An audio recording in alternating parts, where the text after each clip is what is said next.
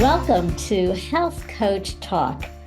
I am so excited because my guest today is someone I think you are going to want to know. She is Ask Dr. Suzanne. Specifically, this is Dr. Suzanne Gilbert-Lenz. She is a renowned OBGYN physician. She is the chief medical correspondent for the Drew Barrymore Show. She has a book that came out, Menopause Boot Camp. She's going to talk all about menopause, perimenopause, and beyond today, and how health coaches can be a vital part of the collaborative care team for women's health. So welcome, Dr. Suzanne.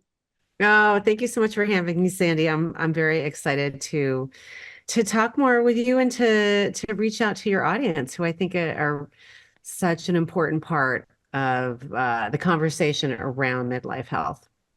Yeah. Well, let's start to talk about your journey because you were traditionally trained in Right. OBGYN.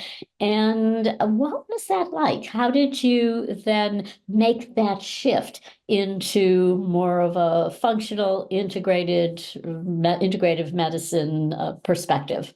Well, first of all, it's interesting because I do still practice in a fully conventional environment, but what happened is that I became well known in the community for having a little more openness initially, and then having been trained in integrative medicine. So I'm not in like, it's funny because I mean, having lived in this space for a for multiple decades, I think sometimes people get siloed, and I've had the actual, in my opinion, the good fortune of being able to sort of truly continue to integrate. Having said that, I was trained in conventional medicine, and I think through my own explorations and through my own interests, started getting more wanting to expand things more. I felt like everything that I'd learned in conventional medicine was really, really important and vital, but it left a lot of stuff out. And a lot of what I found once I started practicing clinical medicine was that the connection that we have with each other and sort of the culture that we bring to the encounter, both the physician and the patient or the client, has so much more of an influence than we discuss on a regular basis. And I started doing yoga and meditation for my own personal benefit, and through that discovered Ayurveda, which is the ancient Indian medical system, similar to, a lot of people are more familiar with Chinese medicine. They grew up around the same time, 6,000 years ago, and made use of both the mind, body, spirit paradigm, but also really availed themselves of the natural world, and specifically views our experience as part of nature. And in fact, the Ayurvedic perspective is that disease is really our loss of connection to the natural world. That when we fail to appreciate our connection to the natural world, and that we are actually part of the natural world, that's actually what makes us sick. So that's a big, heady philosophical thing. But I found that to be largely true, right? And I started learning more and getting more interested, and decided to actually certify in Ayurveda. And that led me to integrative and holistic medicine, which at the time was not a board certified, not a recognized board certification.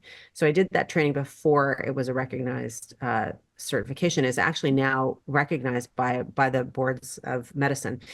So that was it. And really, I was just like learning from my patients, and reading. And I did the Ayurveda part. Like, I went in residence, and I learned, I made my own medicines. I did an internship where I saw patients privately outside of my conventional medical practice. I was, serious about it. I don't do that in the office because I can't. You can't do a full diagnostic procedure and look at someone's tongue and do their pulse and all that stuff. However, the mind body spirit connection has continued to guide my practice in many ways, and has had a massive influence on my interest in openness and more cutting edge opportunities, and sort of big picture ways that we can maintain our health, restore our health, and grow that community of resources. Can you speak about the specific tools that we can use to support women who are in perimenopause, menopause, and then post and beyond postmenopause. Yeah, which is right. And thank you for saying that, because here's the thing, just to throw some stats at people. I mean, a lot of the people listening probably realize this, but in the United States, 6,000 women a day are entering menopause. And a lot of people don't really know what menopause actually is, because it's all of a sudden being talked about quite a bit. The words are used interchangeably. And this is, by the way, why I created menopause boot camps, because people aren't speaking the same language, right? We're not talking about the same things. Mhm. So menopause itself is 12 months consecutively without a menstrual bleed between the ages of 45 and 55 for no other medical reason. It's that once you hit that 12-month mark, now you're at menopause or postmenopause. That is a third to a half of our lives. That's incredibly significant. This is not a moment in time. This is a huge portion of humans on the planet for a huge portion of our lives. So I just want to like put the context on why this is so important. The toolkit is really the same toolkit we should be using for everything. It's the pillars of health. And this is where I think integrative medicine and the more indigenous, holistic, traditional medicines really shine. I have sort of turned it into my own thing. I talk about what I call the 6 S's of self-care, but they really are about how you restore and maintain health.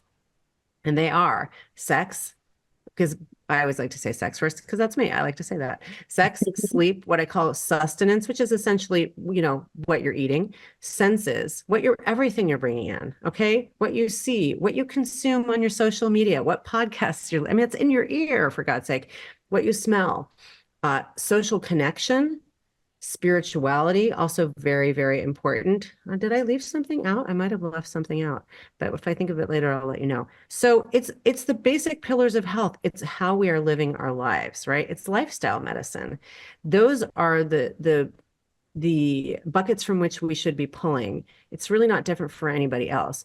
I think what people need to understand and hear is that lifestyle, sleep, stress is the other one. Thank you.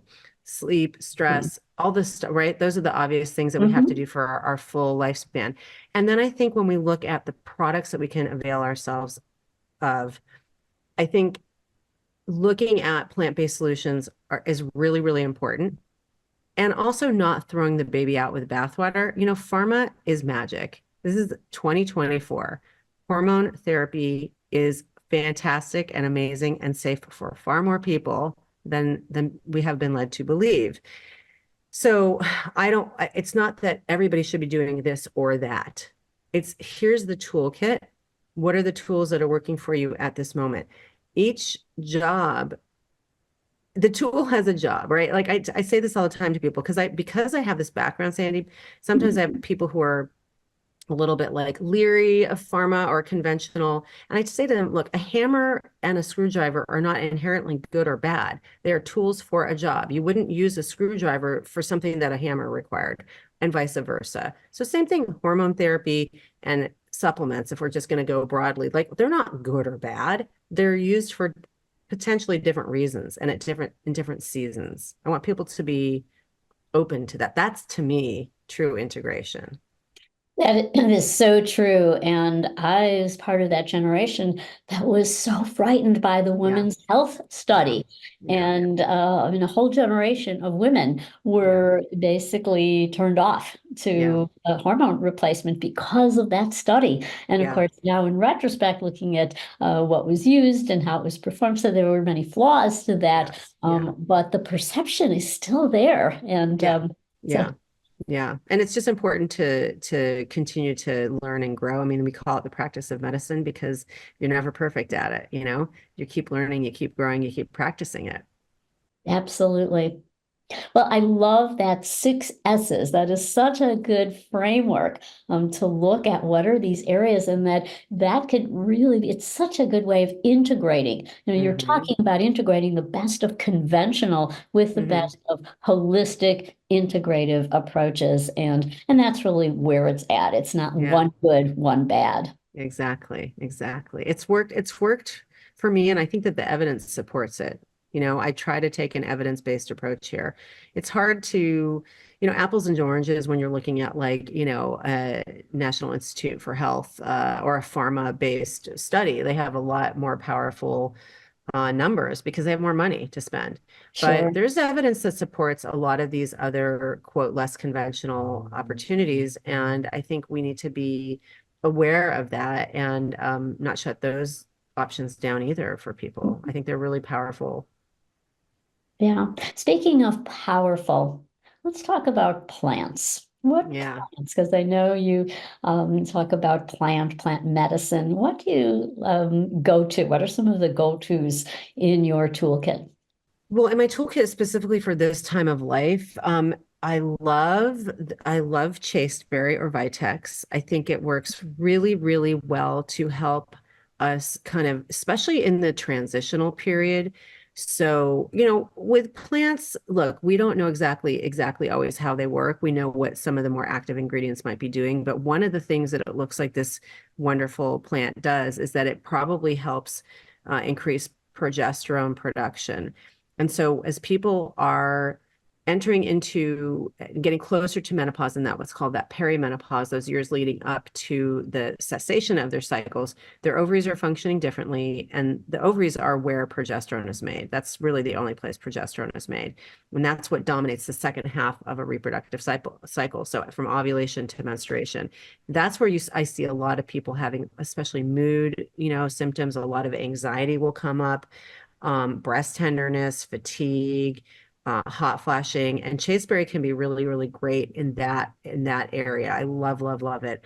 The other one that I love is, I mean, I think that the data on black cohosh is actually quite strong. Pycnogenol, which is also called French marine pine bark, is fantastic.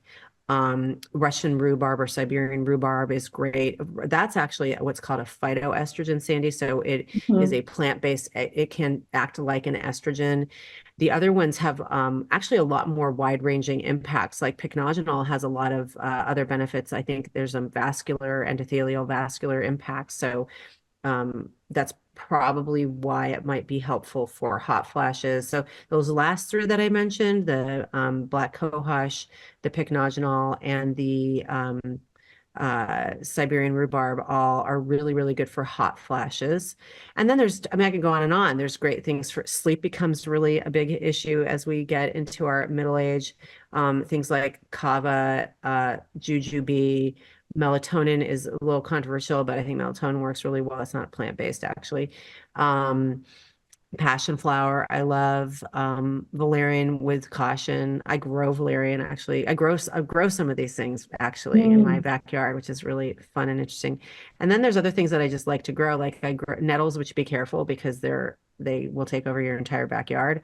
Um, they actually have lots of iron in them and they're really good for inflammation and pain. I make salves out of these things. I'm not suggesting everybody wants to do this, but I like this.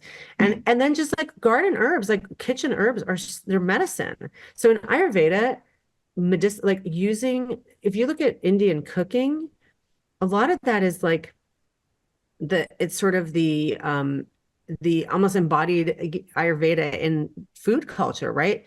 Turmeric, cumin, black pepper, all of these things, mustard seed, you activate them in oil to cook and then you put them in your food. I have I live in Southern California, so mint, herb, oregano, marjoram, rosemary, basil, these all are shown there's tons of data on how important these are as anti-infective agents, right? They're antimicrobial. And they're also pain reducing. I have homemade, you better shut me up. I'll keep going. I love this topic. I have homemade infused oregano oil that we Mm. use for cuts and burns and like all sorts of like it works because I want to say something about this. I feel like your listeners probably know this, but it makes me, depending on my mood, either laugh or annoys me. But at least 30% of pharmaceuticals are based in indigenous medicine. We get the plants are there for medicine for us. They make these compounds to protect themselves, right? In the natural world. Over the millennia that humans have existed on the planet in the plant world, we discovered what worked for what. So that's just been taken into conventional medicine, Western medicine, and pharma. So when people in the conventional world start like calling it woo. It's like, what are you talking about? Where do you think you got aspirin from? It's willow bark, friends. Like it's not, you know, Hmm. antibiotics are from mold. So we gotta who we don't have, it's not like camps either or. Like this stuff all exists for a reason, which we're not even, to get into that. But we don't need to be so like oppositional to each other. We're all trying to do the same thing, and also we're all actually pulling from the same toolkit. We just don't always realize it. Absolutely. Well, it's such a good point. And so seeing the spices that are on the spice rack in your kitchen, Yep. those are medicine and they can be very powerful. Yeah. Plus, they add such great taste to food. And Yes, experimenting exactly. with them is fun, and many Yeah. people are just afraid of the kitchen. And speaking of fear, I know that I was never bothered by hot flashes. I remember being in a dance, and this was many, many years ago when I went through menopause, but going into a dance class and just, yeah, I'm a little hot, but so what? But I would teach people using biofeedback and positive imagery, the opposite, like if they were, instead of almost going into a panic when Hmm. they were feeling uncomfortable with a Right. hot flash or night sweats, or focusing on the opposite, like, oh, it feels, imagine cold water. They would come up with the image themselves, like Right. just, feel like swimming and feeling like this really wonderful temperature water, or being out someplace that was just completely relaxed, or even channeling some positive images about heat, like a resort that they were at in the Hmm. tropics, and they welcomed the heat and they welcomed Right. feeling that warmth. So, and it was very effective to have Yeah. that mindset, and also that this will pass and soon I will feel fine again. And Right. so the Right. power of the mind to generate those images, to also be able to tell yourself, you can bear it. I can withstand. Yeah, absolutely. I think that that needs to be an option, but I gotta be honest with you. When people who are suffering greatly are not sleeping all night, like that's not gonna work. And when people have to be at work all day, it may not work for them. So here's where I land on that. And I'm actually this has been an interesting week because there was a huge article published in The Lancet, which is one of the most prestigious British medical journals we have, that was basically a rehashing of the Women's Health Initiative. So the Menoverse, that what we like to call the Menoverse, has been on fire.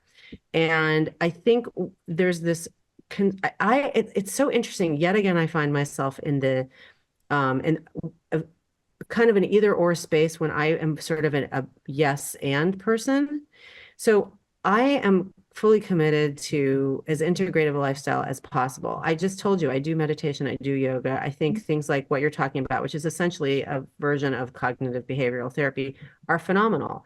But, and I'm also a big proponent of really making sure we re-examine this narrative around menopause being this horrible ending, when in fact it's a uncomfortable transition into a beautiful period of life. That's the way I see it. That's been my experience.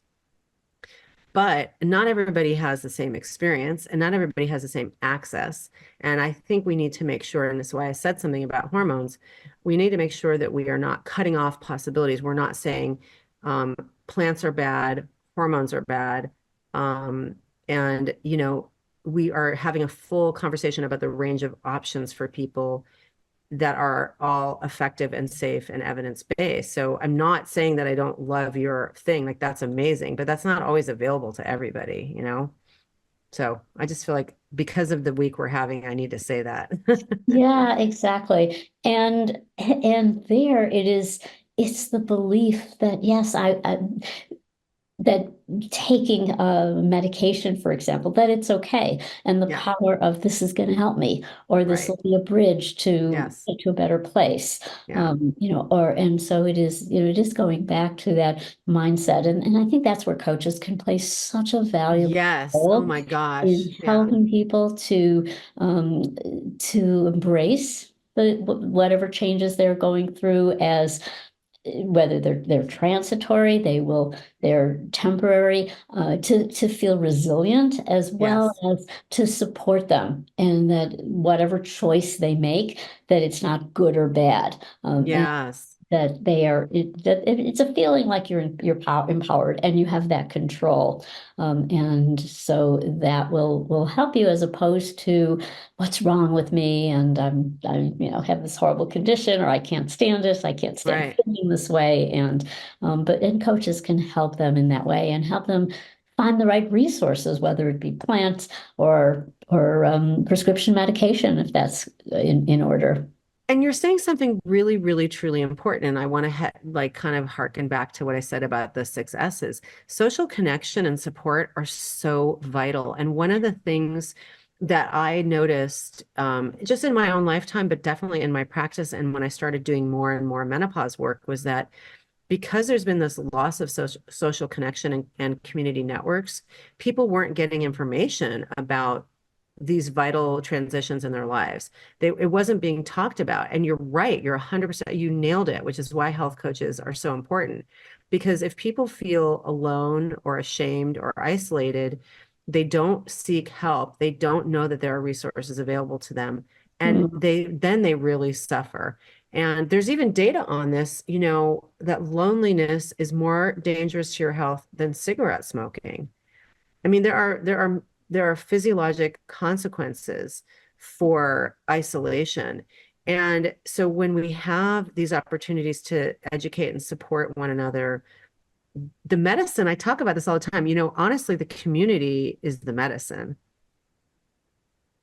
That's where a lot of the Absolutely. medicine It is. is so, so critical to have connection, and also to have it's a sense that you're not alone. And I think a big part, and I'd love to hear your perspective, would be humor. So Yeah. I'm still running, but Menopause the musical, I never Yeah. saw it. Yeah. But people would get together with groups of girlfriends, and they would go see this musical and laugh Right. about about menopause. And so, I Right. mean, we've traditionally used humor as Yeah. a way to cope. So I wonder if you share your thoughts about that. Oh my God. But I mean, so I always like to go back to the science. Like there's just like the common sense aspect of it. Like who doesn't want to laugh? That's fun. But why is it fun and why does it make you feel so good? And if you're thinking about an experience of laughter right now, like where are you even feeling that in your body? For me, it's in my heart. It's like your heart kind of opens and there are physiologic changes that occur to us when we feel joy, when we're in flow, like we are more relaxed, our blood pressure goes down. We are able to bring more oxygen in, which is going to help our brain function. You're going to down regulate that fight or flight and upregulate parasympathetic and relaxation and calm. So there are things that are actually happening in your body that are beneficial, which is why we seek those experiences. You have changes in dopamine and serotonin, right? Like you go on and on and on. Like this effect, and that will probably have an impact, by the way, on gut health and blah blah blah. So these experiences of joy and laughter and fun and sharing are critically important for our health, right? If we are tribal human beings, or tribal beings, humans are meant to be together and to be with each other through the bad times and the good times.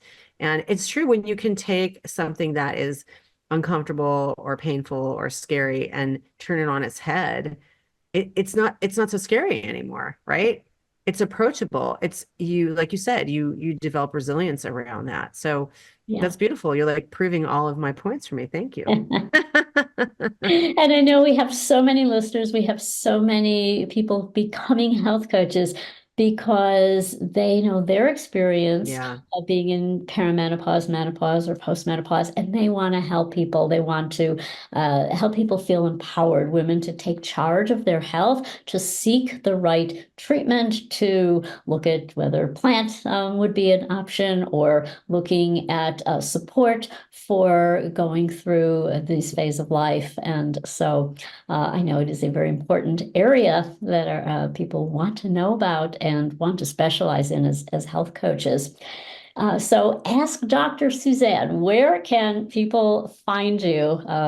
Where, particularly on social media, and also your book? Yeah, well, thank you for asking. I mean, I think the best thing to do is either to head over to my website, which would have all the links to all my socials, and that is the Dr. Suzanne. So that's THEDRSUZANNE.com. I'm probably most active on Instagram, and I have my Ask Dr. Suzanne and also Menopause Bootcamp accounts. That's probably where I am the most. And I think if for your health coaches, if this is resonating, you know, reading the book, and if you like the book, signing up for the certification program, because I designed the boot camp, like I said, to help level the playing field, educate people, and resource them appropriately. And honestly, from the beginning, I realized this was something that I was going to want to share with other people. This is not a how to treat menopause. This is not like a master class for doctors or nurse practitioners. This is a how to be a human being going through menopause. And health coaches are like exactly the sweet spot for this, because it does a bunch of things. It educates your clients. It brings in more clients, and it is a community building experience. It's resourcing the community. So you're kind of giving back, and you're getting. One of the things that I found when I started doing it was I thought I was doing it for education, Sandy, and I very quickly realized that I was building community for myself as well as others. And I have found tremendous community with other providers and thought leaders and visionaries in this field that has been, I mean, I create a lot of content for people for free, to be honest, and I treat my patients, and now I have this offering. But I think I get as much, if not more, back from that. So for people who are interested in that and really helping to continue to grow this grassroots movement of awareness around midlife health and what the narrative can be and should be. I mean, you're a great example of like what someone is doing in their midlife and beyond. Look at what you've helped to create in this world. So to say that, like, you know, you turn 51 and it's over is just insane.